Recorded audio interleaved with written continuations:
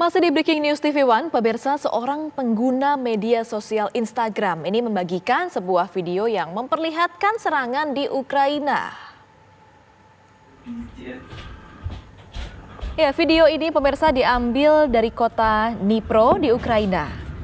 Sebelumnya, Presiden Rusia Vladimir Putin telah memperingatkan negara-negara lain yang berupaya menghalangi langkah Rusia akan menerima konsekuensi yang belum pernah mereka lihat.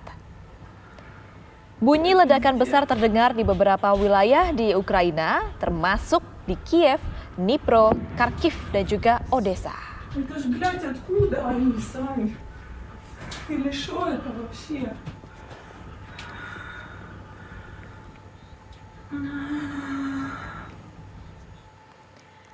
Pemirsa, Jerman sebagai salah satu negara di Eropa ini juga terkena dampak dari konflik dan juga eskalasi yang terjadi di antara kedua negara ini, Rusia dan juga Ukraina. Bagaimana kondisinya di sana dan kemudian bagaimana pemerintah Jerman menanggapi hal ini, kita akan tanyakan langsung kepada rekan kami, ada Miranti Hirschman di Nuremberg, Jerman. Selamat malam waktu Jakarta. Miranti? Selamat malam, Mami. Selamat malam pemirsa TV, Pak. Iya, Miranti, bagaimana sebetulnya langkah dan juga kebijakan pemerintah Jerman menyikapi adanya eskalasi konflik antara kedua belah pihak ini, antara Rusia dan juga Ukraina? Ya, Emi, beberapa jam pasca serangan Rusia terhadap Ukraina pagi tadi, Kanselir Jerman Olaf Scholz telah memberikan pernyataannya di depan wartawan dan mengatakan bahwa serangan militer Rusia ini kepada Ukraina merupakan pelanggaran terhadap hukum internasional yang sangat nyata. Dan Kanselir Jerman ini meminta agar Presiden Putin menghentikan serangan militer tersebut karena dapat berdampak yang sangat besar tidak hanya kepada Ukraina tetapi juga keamanan global. Malam ini dijadwalkan Kanselir Jerman Olaf Scholz terbang ke Brussel, Belgia untuk bertemu dengan Parlemen Uni Eropa dan tentu saja anggota-anggota Uni Eropa lainnya membahas sanksi apa saja yang akan dijatuhkan kepada Rusia guna menghentikan serangan militer Rusia ini. Jerman memang sangat menyadari bahwa tidak bisa hanya satu negara yang memberikan sanksi untuk menghentikan upaya Rusia dalam serangannya ke Ukraina, tetapi membutuhkan beberapa negara sehingga menekan Rusia agar menghentikan serangannya. Tidak hanya Uni Eropa, Jerman juga akan berbicara dengan NATO dan juga akan berbicara dengan negara-negara anggota G7, di mana tahun ini Jerman memangku presidensi G7. Di samping itu juga bahwa pemerintah Jerman melalui Kementerian Luar Negerinya meminta agar warga Jerman yang berada di Ukraina untuk meninggalkan negara tersebut dan segera meninggalkan demi keamanan warganya. Sementara itu Jerman memang hingga saat ini walaupun merupakan anggota NATO tidak akan mengirimkan bantuan militer ataupun alutsistanya dan mereka percaya bahwa diplomasi adalah jalan yang terbaik dalam menyelesaikan masalah ini.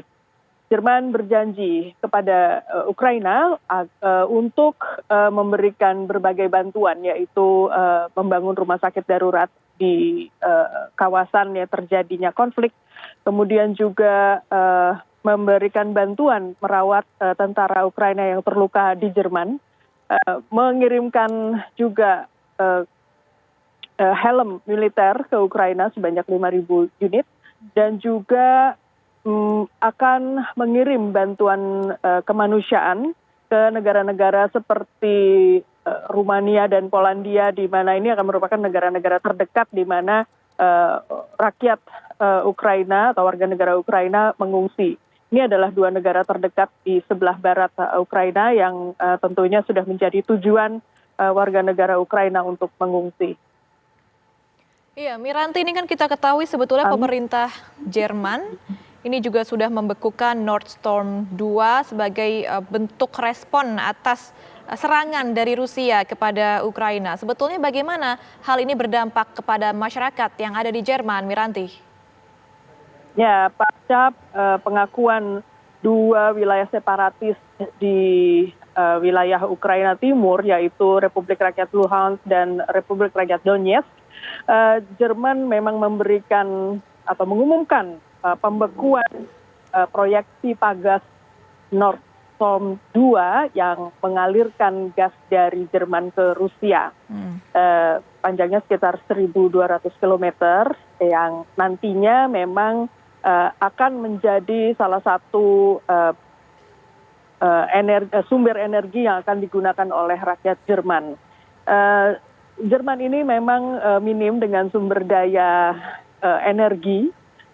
Kita ketahui Jerman ini memang sangat memegang teguh konsepnya untuk energi yang hijau, di mana mereka telah menghentikan sekitar 17 pembangkit tenaga atomnya dari 20, dan sisanya 3 ini masih terus berjalan hingga akhir tahun 2022.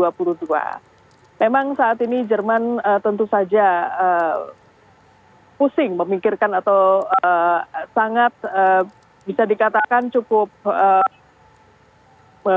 membingungkan kondisi seperti ini, karena bila serangan dari Rusia tidak berhenti terhadap Ukraina, maka tentu saja proyek ini tidak dapat dilanjutkan.